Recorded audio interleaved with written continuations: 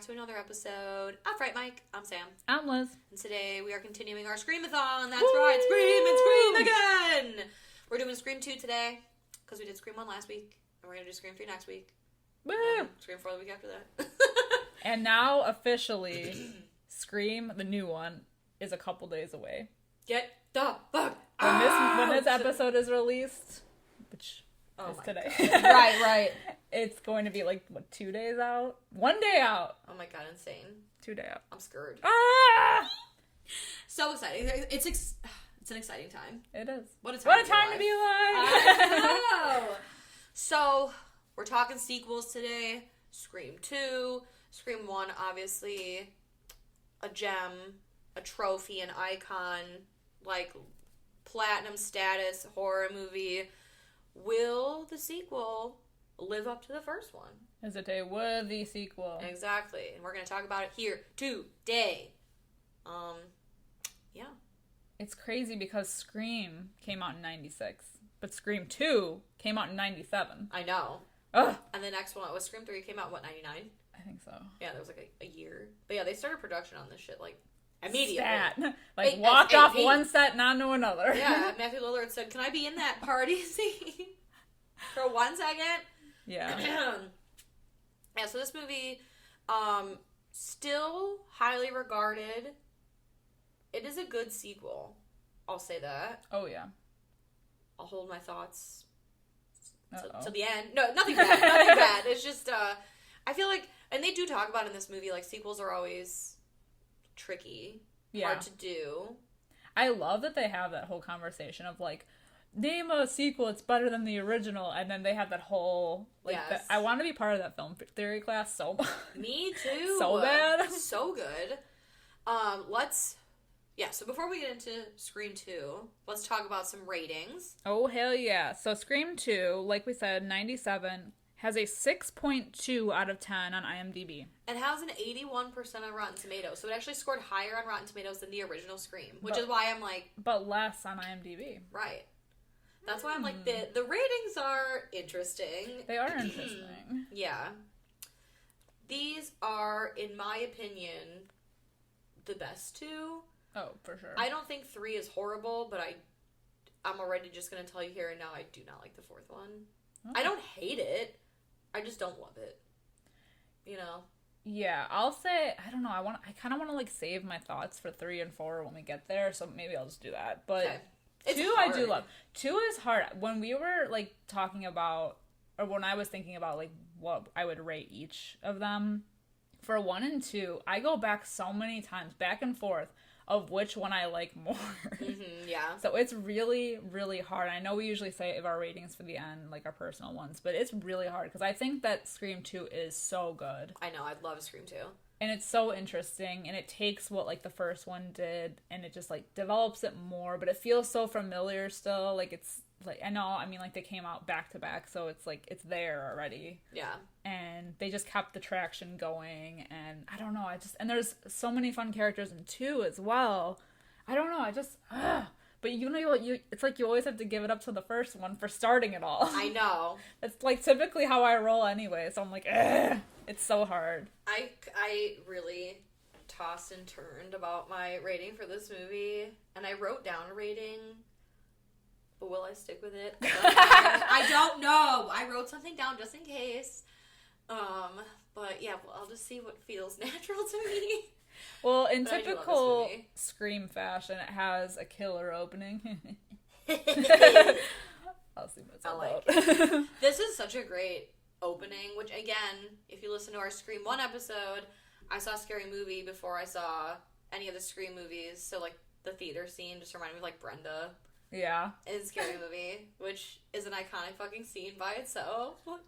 I feel like before I even watched the Scream movies, I saw this scene first. Really? I'm pretty sure, unless it was the Drew Barrymore scene. Interesting. I want to say it was this scene that I saw first, because I always got freaked out that he got stabbed in the ear or the side of the head, because I'm See, so going back to the theater bathrooms being a scary place, They are. They truly are. And it's funny because, as a kid, it's it was just kind of scary because, like, I don't know, I had, like, separation anxiety, I guess, as a kid, but, like, anytime I'd go into the bathroom, I'd be like, which doll was my mom, and did she leave without me? It's like, first it's just the panic, but I never experienced bathroom, like, phobias or fears until we saw The Ring in the theater, and everything is water-based, and she comes out of water. I had to pee in the middle of that movie. Let me tell you, I was hovering and shaking and listening to every drip and drop in that bathroom. Like, she's gonna come out of the toilet. Literally, I was like, oh my fucking god. So then to watch this movie, and I saw Scream 2 after. Yeah, even though this came out in 97. Yeah. And The Ring came out in like 2001-ish, 2002. I saw Scream 2 after I saw The Ring.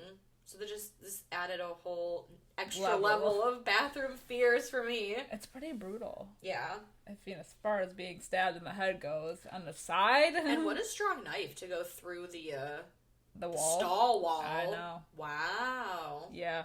Pretty cut, impressive. If I had been the killer, I would have gone for the the Achilles tendon. Although he would have made a fuss, and there were other people in the bathroom. The fact that he killed him so quietly. Well, that's what I'm saying. Like, this, logically, with two other people in the bathroom, having a little knife. Granted, I mean, I know it's not like a little knife, but having a knife go through a hard, like, plastic stall door and through someone's, like, skull, essentially. These magic with no knives, noise, man. Right? Where do I find them? That's why I would have sliced the tendon. He would have fallen to the floor. I, as a bathroom urinator, would have just felt like, oh, gross. He slipped in the bathroom stall because there's pee on the ground, and then I would have just cut his throat. No one's any wiser. None the wiser. Exactly. That's what I would have done. But this isn't about me. This is about Jada Pinkett Smith. Everything. She's so funny. I love her. So, I think I even mentioned this in our other episode, but she's definitely, like, the outside world looking in on, like, what horror is. It's the same stuff. It's some dumb, big titty bitch. Exactly. Getting, running for her life and screaming and making dumb decisions. And I love that this movie, like, it's Heather Graham portraying Drew Barrymore. Right, so there's a movie in a movie. It's called Stab, based on the Gail Weathers book about the Woodsboro Massacre. Yeah, the Woodsboro murders. So it's even more meta than the first one. It's so meta. And it gets even, like, more meta I know, as we move on. But it's so funny. Yeah, Heather Graham. What a doll. It's so good. Oh, my God. But, yeah, so she's just, like, not into scary movies at all. Not in the slightest. And she's dragged here. She wanted to see the Sandra Bullock movie. Which we don't know. And if they had gone, they would have lived. That's honestly true. Sandra Bullock saves lives. She does? Yeah. Truly. But this theater scene, as two theater kids, and what I mean by theater kids is kids that worked at the movie theater, I have never in my life seen a show more chaotic than this. I would love to showing. go. This looks like I don't even think Harry Potter midnight shows were this fucking wild.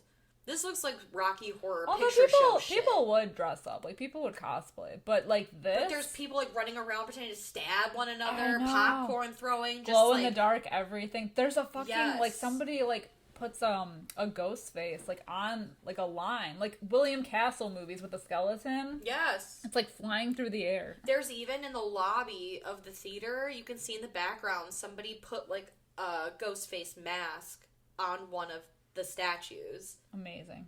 Incredible. They're everywhere. Yeah.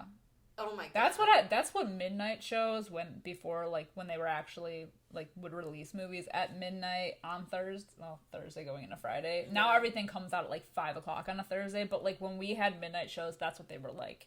Not as rowdy, right. But, like, people would get excited. People would line up outside. I was people. Absolutely. I worked there, and I still sat my ass outside. I waited in line outside for The Dark Knight. And we worked there during that time, but I still, like, I don't know how I got that night off, but I went to the midnight show of The Dark Knight. You couldn't get tickets online yet. No. You had to wait. If you wanted to get in there, you couldn't reserve seats ahead of time. You had to wait outside, camp out all day.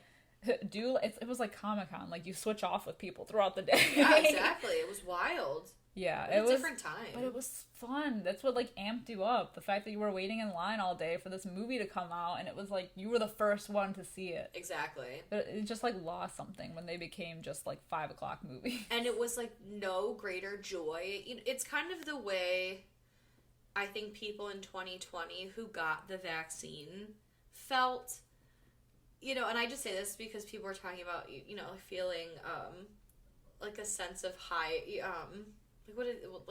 you're looking down on people. People who got the vaccine are like, I'm better than you, to the people that didn't. That's how I felt seeing a midnight show movie of something highly anticipated and walking out, or just seeing an earlier show of something and seeing all the people waiting in line in the hallway to see the next show. Yeah. And you're like, I have the I'm better than you. Exactly.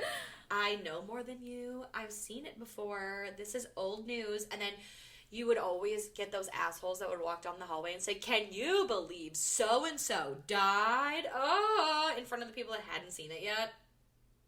Literally a riot ensued. Don't spoil anything. I know. But that's the shit you had to do back then, which is why I think it is the most psychotic decision in a crowded midnight show. Like, when they show this theater, it is packed. Yeah. There's not a dry house in the seat.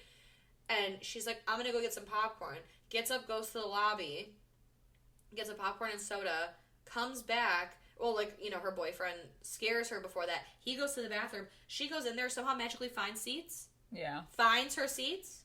Would never happen. There are no assigned seats at this time. These are just those floppy, gross, stiff, sticky movie theater seats. And from the looks of it, there were, empty seats around them as well. Yeah.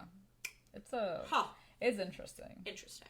But nonetheless, I would have liked to partake in this screening. Absolutely. And it's just crazy because, he puts the mask on, pretending to be the boyfriend, and she doesn't realize it's him right away because, he's wearing his coat, and she gets stabbed so many times. Like, literally, he's stabbing her she is stabbing her in the aisles, and there's in a crowded theater. Yeah. And nobody notices because they're so engrossed in the movie, and it's just like a call out to, how sadistic. Exactly. People are horror fans, I guess. Wild. Because no one noticed her, she had to go to the front of the theater. Yeah. In front of the screen. Right. To be noticed. It's still, I don't know. And even then, people were confused. I think if I were her, period, though, because her boyfriend, the only reason everyone had these masks is because the studio sent these full-on costume packs to the theater to hand out. Right. And he left without the costume pack. She saw him in the closet. He had the mask on, but I guess, I don't know. Me just being an untrustworthy person, if he came back wearing that mask after I literally told you, quit playing and you might get laid. If you showed up, I would knock that shit off his face so fast, and then guess what? Boom, I know it's not you. Yeah. I don't know if that would have saved her, though. I feel like by then. Because the second she figured it out, it was already too late. Yeah, that's true. Fuck.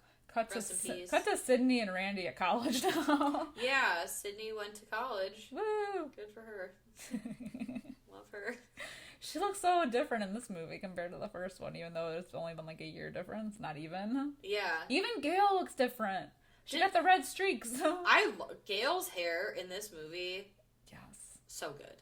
The best. I feel like I tried to do that at some point. I tried to put red streaks in my hair. Definitely. I mean, not after Gail, but just that was a thing. That was a style. Those chunky streaks in the hair. The highlight. The chunky Kelly Clarkson before Kelly Clarkson highlight. Yeah. Kelly Clarkson watched Scream 2 and thought, yes, I think I'll do that. Give me the Gail Weathers. Exactly. So, yeah, they're at college in, Ohio? Yeah. Yeah. I don't remember. I don't remember I think either. It's Ohio.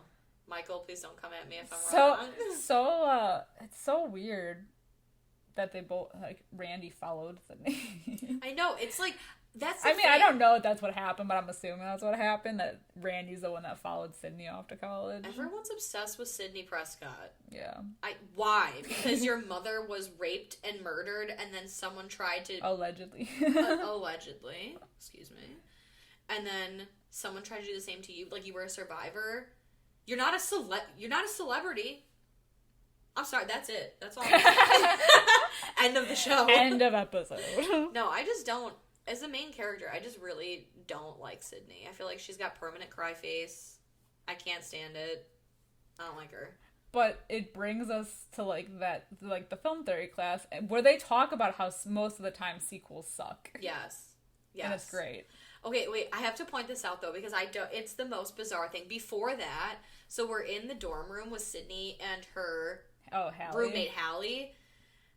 And she's like, oh, Sydney, you're late, so hurry up, and then we're going to go to this mixer later. And they're in the hallway, and this girl just lightly jogs up, and she goes, check out the news, and then just jogs past them, and I'm like, who are you? Who are you? Where did you come from? Right, had that been me, or, if I were Sydney or Hallie, I'd be like, what the fuck? I wouldn't have checked out the news. Absolutely not. Who are you?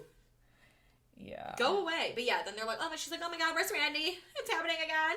And then we get, the best film class where Joshua Jackson is in there. Everyone's there. Joshua Jackson from played by Cursed. Sarah Michelle Gellar, Absolutely. who is my favorite part of this movie. I'm going to say it right now. Such a... They bring her and, Marisol Nichols, who plays, Donna? She appears for, 2 seconds. I know. Oh, but I guess she was in between. She was, filming Buffy. Yeah. So I think, they were all in, TV shows. I think, she was in Party of Five. Yeah, Party of Five. Was... all of them were doing other things while this was being filmed. I think Courtney Cox was in Friends. Friends, yeah. So they were all in, TV shows and running to the Scream set after each... Which, oh my god. Crazy. Can you imagine? Running from set to set. It would have been It'd be so cool, but exhausting. Right. Literally exhausting. I would have been just, counting down the minutes till I got back to that Scream set. Because these movies, like you said in the first episode, in Scream, they just look like so much fun. Oh, yeah. I think, once you're, committed to, I don't even know if they knew this was going to be, a huge franchise. I mean, obviously, the first one had done really well, so they already had greenlit the second one. So it's they almost kind of knew it was gonna blow up, and they're like, no, even though I'm committed to my prior things, I have to be part of this. Exactly.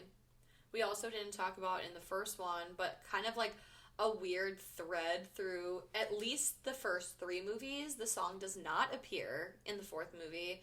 Is Red Right Hand, and it's played in the first movie. It is played twice in this movie. Oh yeah, 2 different scenes. Okay. Very bizarre, because it plays initially when Jada Pinkett and what's his name? Is it Omar? Omar Epps. Omar Epps, yeah. When they're walking to the theater, it's playing, and then later on at the college, it's playing. So I don't know if they played it twice because it's a sequel or what. Sure, but whatever. Theories. I know. Everything is a theory. Yeah, they played in the 3rd one, but they do not play it in the 4th one. Yeah. Very interesting. And Sydney has a new boyfriend, Derek. Jerry O'Connell! Oh! He is, he's the Tatum of this movie, I'm gonna say, because I feel like he always has her back. I know. Even when he's suspected of being the killer. Literally. He's literally so nice.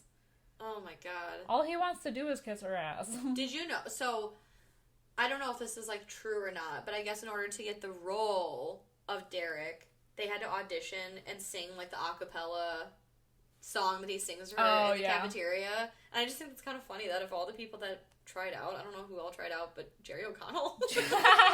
Which I love him. I love him. Give it to this man. Mr. Rebecca Romaine. Mr. Romaine. Yes, exactly. Incredible. Oh my god, what a fucking sweetheart. He's the best. I know. And one of my favorite lines of this movie is so fucking random, but it's when, because Gail Weathers is back in town because, she's got a new book, and the new book is being written, or it was just wrote, I don't know. But my favorite line is when she goes to the campus, and Randy's like, oh, yeah, great, well, Gail Weathers is back. And I don't remember who says it, but later they're like, oh, yeah, she had calf implants. Oh my god, incredible. I think it was Randy, I don't know. Randy, that would make sense. I loved it. Randy, oh my god, there is a line that he says in this movie, disgraceful, when he's on the phone with the killer right before he gets got, and he's like, and then Billy Loomis, that rat face, I was like, how dare Why are you gonna do him like that? I know, Randy, I still love you, but why? Yeah. Damn. We also meet Hallie's boyfriend, right? Or are they just, like, part of the group? Because then we meet, Timothy Olyphant's character. Oh, yeah. Mickey. I was like, Barry? I don't know why I almost said Miller. I don't know why. Mickey. Yeah, Mickey. Oh my god, first of all. Timothy Olyphant always, like, freaks me out, man. I just feel like he's always up to something. He has, like, coke eyes. We did the movie A Perfect Getaway last summer? I think so. 2 summers ago. And he's in that. And he gives me, like, creep vibes, man. Although, he's a serial killer. He's my favorite character, though, in that movie, The Girl Next Door. Yeah. Oh my god. I love him. Yeah, it's just psychotic energy. He's like chaotic energy. Yeah. And he, like I said, it's the eyes specifically, like major coke eyes. He just always looks like he's on some shit. Like somebody smacked him in the back of the head. Wild. But yeah, so like they're all at this college. They're talking about the sequels in Randy's film class. Of course, people have to mention Terminator 2, and she's like, I feel like it's like a standalone movie at this point. Yeah. It's so different. Yeah. It's so different. They mention Aliens, of course. Right. The Godfather Part 2. Oh, yeah, when they're talking about sequels being better than the first one. No one mentions Harry Potter and the Chamber of Secrets, which I find just very odd. Okay. Oh, personally, you feel yes, like personally, even though it didn't come out yet. I do. I think each movie is subsequently better. Yeah. They get darker. Up until, like... I mean, okay. This isn't about Harry Potter. I'm not talking about it. But they do get, like, darker and more, like... That's true. Well, I was going to say, I've only seen the first 4. Controversial, I know. But I just fell off. Like, the movies got, like, crazy. Like, too crazy for me to see in the theater. And, yeah, so I still have to finish the series. But I loved 1. I saw that on a field trip in school. Same thing with the second one, which I liked better than the first one. Same thing with The Prisoner of Azkaban, which I liked better than the other 2. And then I saw Goblet of Fire, and I was like, who is that crooked-teethed, cock-eyed bitch? His name is Robert Pattinson. Loved him then. Love him now. But really, it was like, that was the tops for me. And I was like, this movie is fucking everything. This is peak Harry Potter. Literally. The costumes, the pageantry, the fur hats. I couldn't. And then... I wouldn't. And I wouldn't. And then I tried to watch the 5th one, but for some reason I left the theater midway, and I don't exactly, like, remember. I remember seeing it with a friend, and I can't remember now clearly, like, I know she had seen it already. I don't remember if I, like, wasn't into it or was in a bad mood or what, but we left halfway through, and I never went back. Never went back.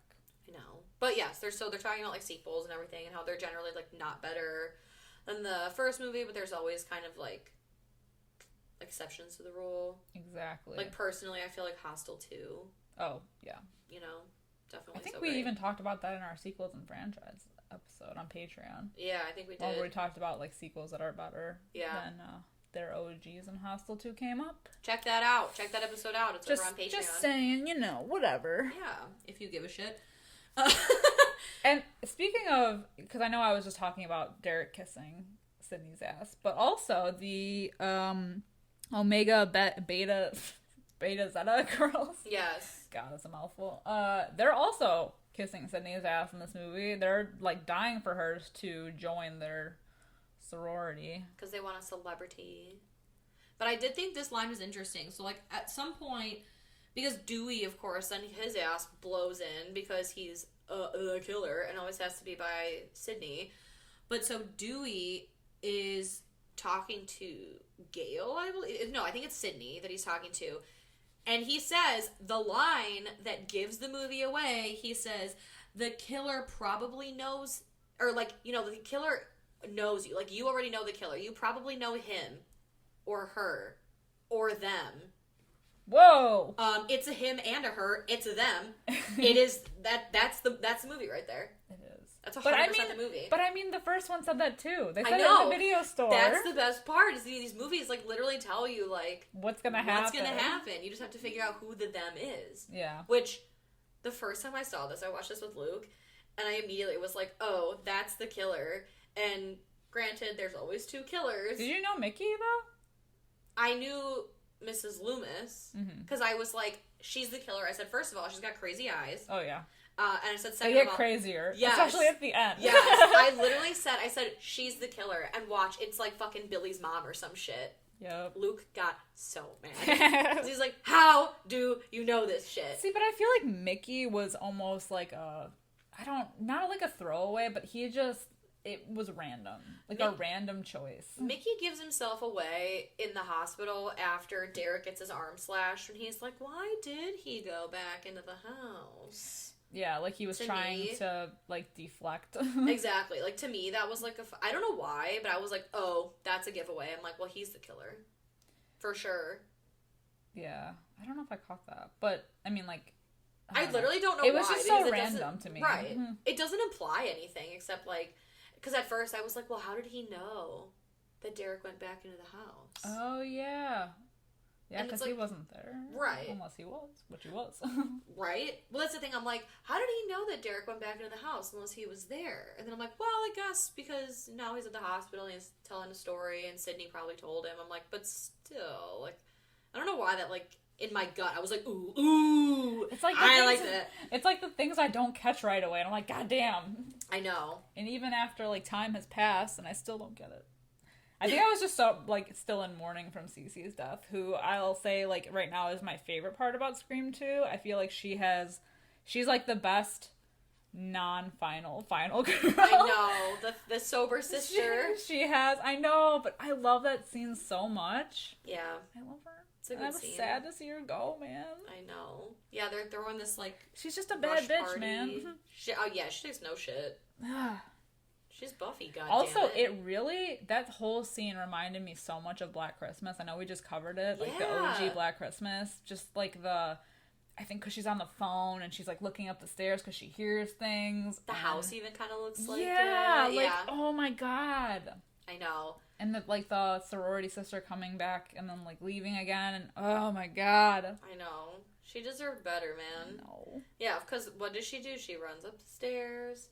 Away from the killer. She throws a ficus at his head. She throws her bike at him. Like, all the, goofy shit. But, yeah, she gets stabbed on the roof and then thrown off.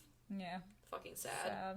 And then that's the thing that everyone leaves. Like, it's kind of like the principal's death in the first movie where they're like, oh, my God, a girl was found. And then everyone leaves. We gotta see the body. Exactly. And so, like, 99% of the people at the party, except for apparently, like, Sydney and... Derek. Yeah. They leave. Yeah, everybody leaves. And, the killer calls Sydney at the house, and I don't know why she answers. I don't know why she answers either. That's weird. I feel like it's not your house. I don't even answer my own phone. Literally. I can see who's calling, and I still am like... not today, Satan. Right. I'll call them back. Yeah, Yeah, I almost feel like Ghostface is a little like a Samara or something, because where's the power if you don't pick up the phone... I guess he's just gonna jump out at you, but he seems to like to toy with Sydney. And he's got a good phone book. He's got everybody's number. Exactly. In every movie. No matter whose house. He's got a whole Rolodex of phone numbers in his head. He's Rain Man. He got his Palm Pilot out. Exactly. Full of numbers. I love a Palm Pilot. You love to see it. I do. So yeah, unfortunately, Cece is no more. And now there's the whole, like, duplicate killer... like connection because they let Gale Weathers and Dewey into the police station. It's not his jurisdiction, first of all, so that's weird, right? But like they let them in and they have like the board with everyone's like the victims' names on it, and there's like connections with names and right, exactly.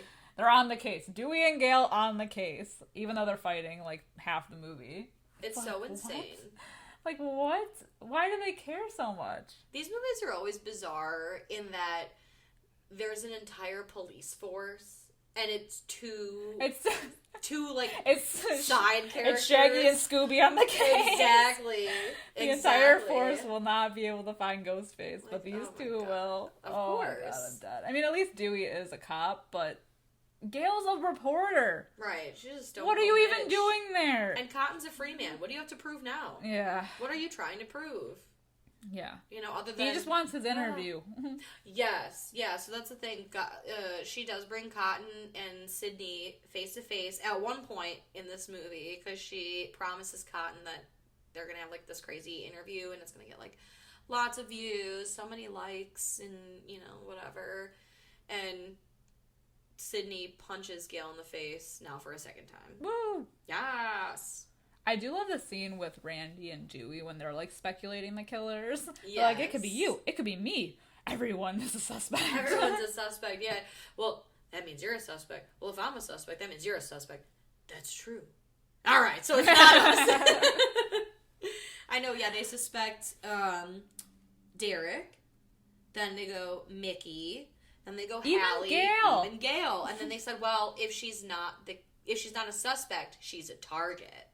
Ooh. Which, she really just kind of puts herself in the way. So the target on her back, she pretty much drew herself, in my opinion. Because, why are you here? Yeah, and honestly, this is, the most random part of this movie is the whole thing with Sydney being, a stage actress. Yeah, can we talk about... So random. Literally comes into the movie, stage left, oh, and by the way, you're going to be in this play.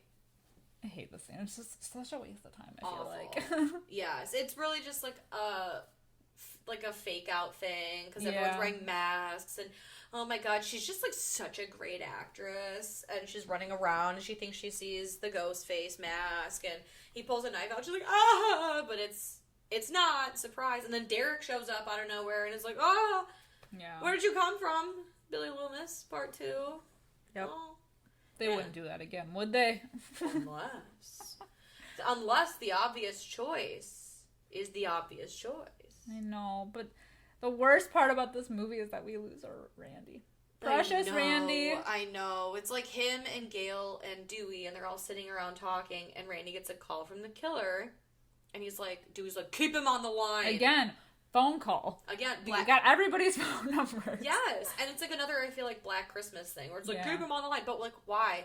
Because basically he tells him oh, keep him on the line because obviously the killer's calling with a cell phone. He can see us. We'll just berate the people in the park. They do too. They rip the cell phones out of people's ears. Right, forgetting that there are also buildings and cars and things of that nature. Trees to hide up in, for God's sake. But, yeah, I feel it's another, Black Christmas thing. Keep the killer on the line. Why? You're not trying to trace anything. Dewey. Dumbass. But, yeah, so then Randy, he says what he says about Billy. So fucking rude. But he does say it to Billy's mom, which we later find out, which is funny because then she tells him, she was like, oh, I really just fucking went overboard on Randy. Cause stabbed him one too many times. Right. Which he did, because when they find his body, goddamn. He is bloody. He is just... I know. But I still feel... maybe. Dewey, with the amount of times he was stabbed. Yeah. And he survived. Maybe he had, a stab... jacket on. Anti-stab jacket. Because he knows the rules of horror movies. Why would he not? Why would he go in and investigating this without proper protection? Exactly. So I feel he went into witness protection. He does show up in the third one. Yeah. In a way. In a way. With the tape. But did he really film that? Possibly. Was it? It was live. Yeah. No, that's after death. Posthumous. Well, before he died. Yes. Because in the tape he says, if you're watching this, I'm dead. Right. Which he says so chill. But I feel that's a red herring. This movie is really great at red herrings. So it's they took his ass because I'm sure being a horror... Okay, this is just my theory. Never mind. Yeah, so anyway, Randy is dead. He does get an off-screen death. Yeah. You do just see his body after. Sad. But that's why I think maybe he's not dead. switch out the bodies. I don't know. I want to believe that, but we did see his hacked up body. But that's never stopped anybody before. Look at Jason Voorhees. He came back for 10 movies. Exactly. Well, yeah, 10 movies. And Dumbass Dewey. Incredible. I know. Yeah, so then we do get that fun, like, you know what, I have to just mention, just before Randy dies, the way he's like, fuck you, because the killer is like, you'll never get the girl. I thought that was so cute. But yeah, so then Cotton, in a weird library scene, confronts Sydney. He is so weird. Because he wants an interview with Diane Sawyer. Yeah, he wants his moment because he was wrongfully accused and spent some time in jail. Yeah. I don't know, man. The whole, thing is so not interesting. Yeah, it's really... I mean, it basically all just comes down to, the end where Cotton shows up and it's like, oh... And was he really going to shoot Sydney if she didn't want to interview? Maybe, but, yeah. Right. So, he's like, give me my interview, you bitch, or whatever, but her... 2 security guards, because she's got security detail, they tackle him, they take him to the police station. He was like, the only thing I'm guilty of is raising my voice in a library, or I don't know, some shit. So they can't hold him. Yeah. That's true. So it's another possible killer. And then somewhere... just to throw in there. Exactly. For sweet revenge. Exactly. I guess the only purpose that he serves is to... because he showed back up is just to kind of... because it's just weird to think about. All these people... So the first one was in California. We're now in... Ohio. Yeah. And why all of them came to Ohio? I don't know. It's just weird to think about. It's a just Sydney for this. shitstorm. Yeah. She brought everybody back. I just hate it. I hate it so much. I hate her. I feel that's so controversial to say, but I just don't like her. I think it is controversial to say. I think a lot of people love her. I don't. She sucks. Oh my god. Yeah, she's okay. She's kind of just there. She's a fighter, but she's a crier too. Yeah. I think they love her because she's so sassy. She sasses them back, and after a while, by the 4th movie, she just has it all figured out and takes no shit. And I think people love that. But she's no Ellen Ripley, goddammit. It's so true. It's so true. Sigourney Weaver. I love her. I know, girl. She's 6 feet tall too. That's a big bitch. She's a tank. I know. It's a big woman. There's the big woman here. And then the rest of the movie is we get the cool scene of Dewey and Gale, Shaggy and Scooby running around campus with the tapes, and then Ghostface is chasing them throughout the campus, and the really cool in the film room, whatever the hell that is. It's the theater building or something. Yeah. Just that cool chase scene. Yeah. And then we see Dewey get stabbed a lot. Again. Dumbass Dewey. What a fucking hindrance, man. He's just put him down gently. Right? He's the fat you gotta trim. He's the bum leg. Just cut it off. He's holding you back. But I do love that we get that scene with Hallie and Sydney in the cop car. The car scene. Oh my god. The car scene. The pole that goes through that cop's head. Oh, and he's twitching. He's twitchy. And then they have to, Ghostface is in the driver's seat of the car. I love their reaction. When she's he has a pole through his head, and she's like, is he dead? And he's like, I think so. I know. If not, he will be in a few minutes. Wow, we just see everything. It's crazy. Very, very violent. God. And then Ghostface is passed out in the front seat. They have to peel back that cage because they're in a cop car. And they have to literally crawl over him and his passed out body through the window. And the tension of this scene, fuck. I know.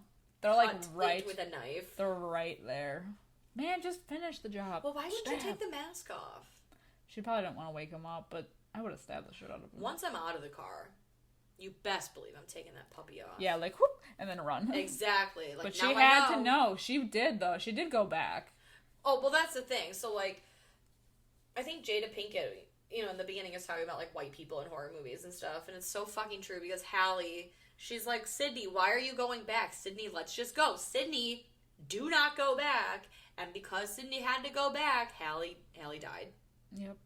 Fucking white people. That's the thing. Like, I feel like Sydney makes dumb decisions sometimes. Like, you're gonna be brave and you're gonna crawl over him and you're gonna get your friend out. Don't be a hero.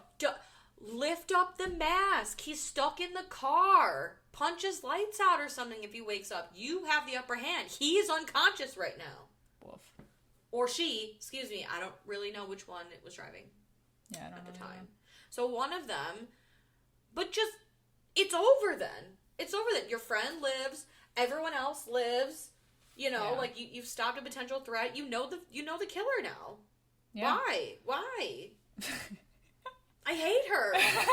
You know? The decision. Well, then she gets Derek killed. I know. After he sings her that beautiful song. She doesn't believe. She's fooled again. It's just like the same thing in the first one.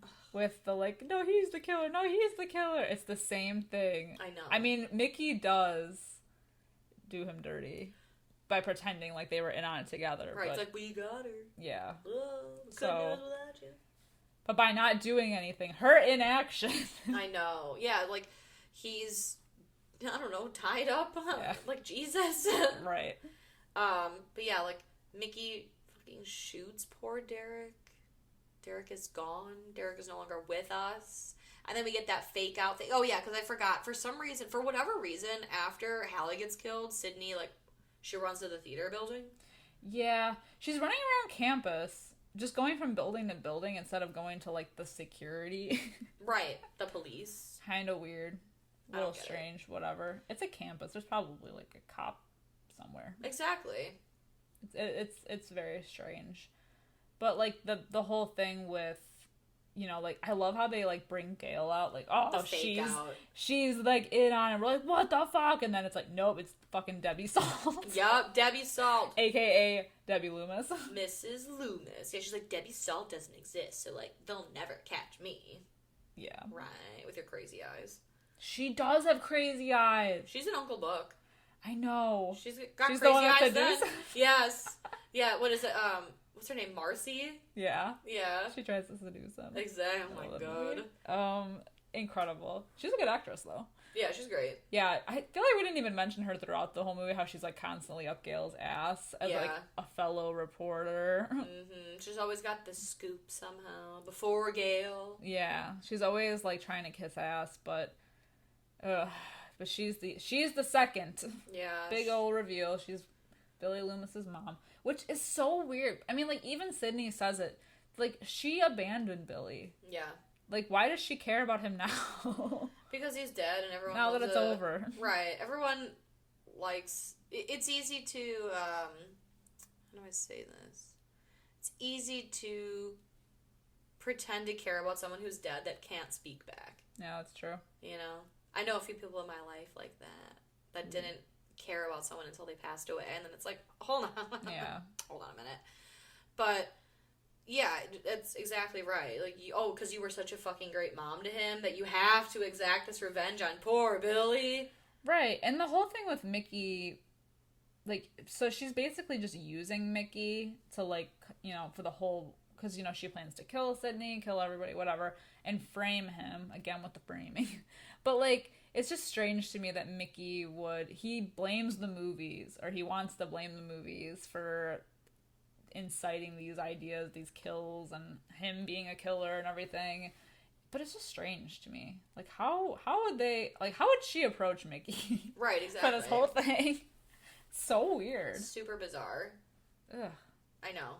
Oh, yeah, they met on a Psycho's website, which is just kind of funny because Psycho, there was, like, mommy issues all over the place, and, you know, I don't have to say it.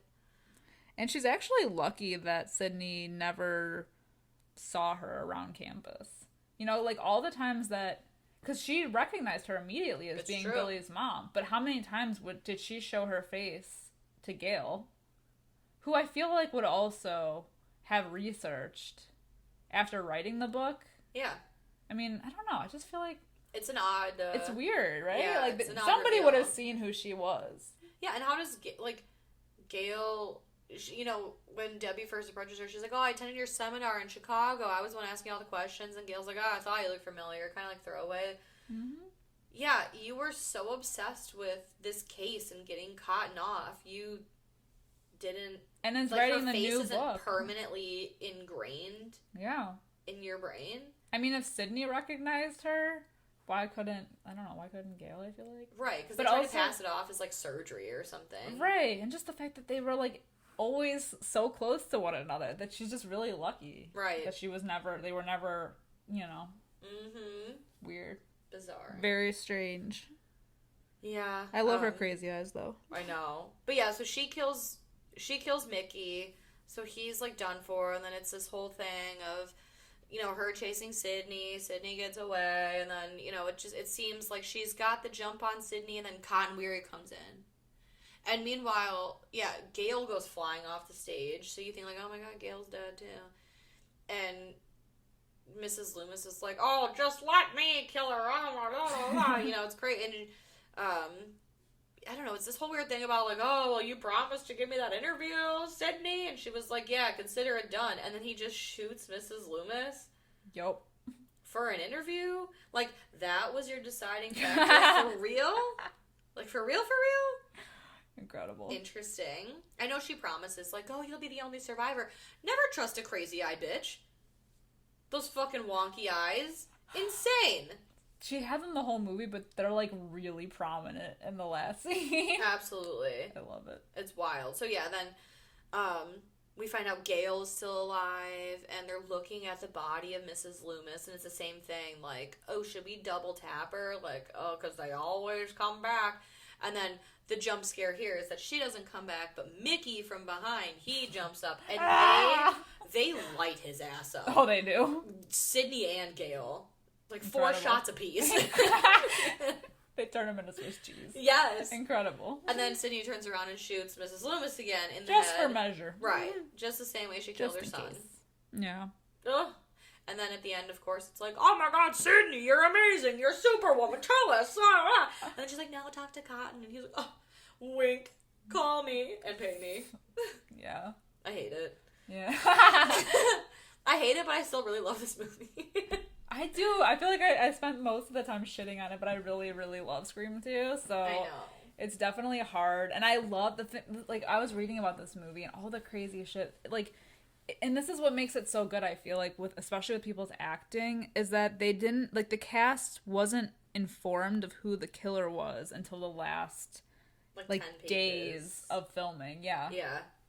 Because they didn't want it to leak. I guess... Or, like, if something did leak. The first 40 pages leaked, so then there was, like, a lot of, apparently, like, rewrites done or something. Yeah, and then some of supposedly the script was, like, on gray paper, so it was hard to replicate. Right. Something, yeah. And they had to sign some confidentiality clause in a contract of just, like, don't spoil anything. Yeah. I think it was like an extra on set that spoiled something. And then they had to rewrite everything. Not everything, but like the last few pages of who the killer was. It's just interesting to read about like what it was before. Right. It's always a fucking extra that ruins everything. Yeah. But should we get to ratings? Personal ratings? What are you going to give Scream 2? So this was hard for me. Because I just always feel like Scream and Scream 2 always go hand in hand for me, and it's so difficult. I'm gonna give it a 4.75 out of 5. Yes. Because it's close to being, like, perfect. It has its drawbacks, I know, we've talked in length about them, but yeah. I think for, like, as far as sequels go, it's a really solid sequel.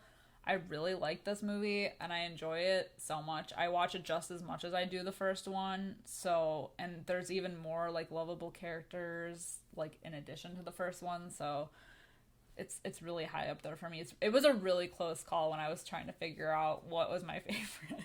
Yeah. How about you? So, I did flip-flop a lot. I wrote down a score before I ever watched, I've seen this movie multiple times, but before I sat down to watch it with, like, a more critical, like, eye, I had already written down a score, and then I thought, oh, well, no, because I gave it a 5 out of 5 on paper. And then I thought, no, how about like a 4.75? Because it's not 4.5, but it's not 5.5. So I did give it a 5 out of 5, but I feel like I'm going to have to take that back, and I'm going to give it like a 4.5 out of 5. Yeah. Because of all the things we talked about, and also not even a Billy flashback. That's the not reason. A one. Yeah, I just feel like some of the things in here were just like a little random, and nothing bad. Like, nothing bad at all. Oh, and by the way, forgot to mention, Dewey's okay.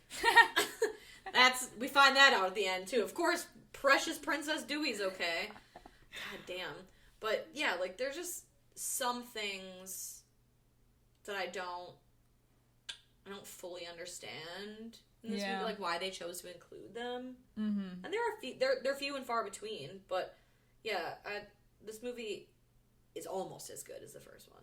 Yeah, it's right there. I think there's more questions in this one of, like, why they did something, whereas the first one, we don't really question it. Right. Other than, like, our fun theories, there's nothing that's, like, gaping. Yeah, exactly. But, like, why they all decided to go to her college campus to figure this whole thing out is just, like, a mystery. Yeah. But it's crazy. But still, solid sequel. I mean, as far as sequels go, there's only, like, a few that I can think of off the top of my head where, like, the sequel comes close to the first one, and this is just definitely one of them. Absolutely. For me. Very tight. Alright, guys, so those are our thoughts on Scream 2. Let us know what you think of Scream 2. We are on Facebook. We are on Instagram. We are on Twitter. We are on YouTube. All 4 of them. Fright Mic Podcast. Nope. Yes. Although I think Twitter is Fright Mic Pod. We are on all 4 platforms.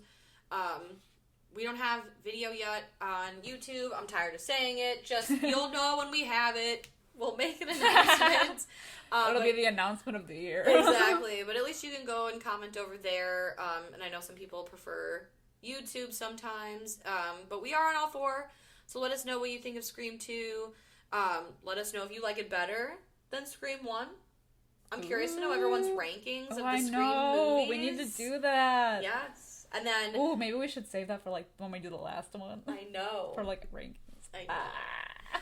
And then, this will be the last time that you hear from us before we see the new Scream movie. So we will be having our Patreon episode, one of our Patreon episodes this month, reviewing the new Scream movie. We'll be new women. We'll be coming soon. Oh, we'll be changed. Our eyes will be open. I know. Hopefully we get some answers, and all will be revealed that Dewey has been the piece of shit all along, pulling the strings, the puppet master.